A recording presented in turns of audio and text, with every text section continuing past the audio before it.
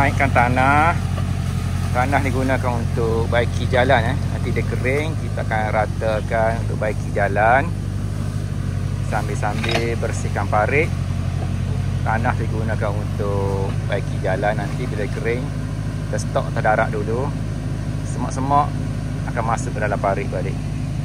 Okey. Semak masuk dalam parit semua dah.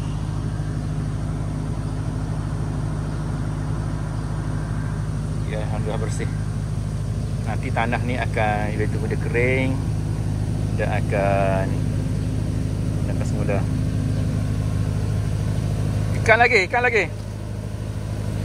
Oh, karuan.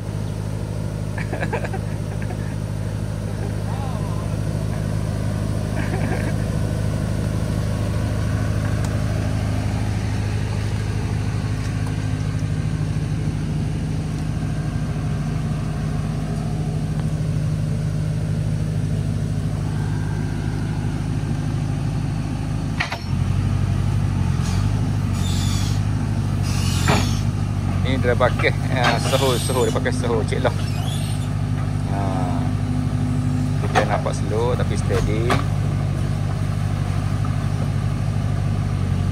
Okey, tanah ni dinaikkan. Bukan terus buat jalan, tapi tanah ni kita stok atas darat dulu, bagi dia kering. Baru kita ratakan. Bagi dia kering. Itu mungkin makan masa sikit lah. Okey.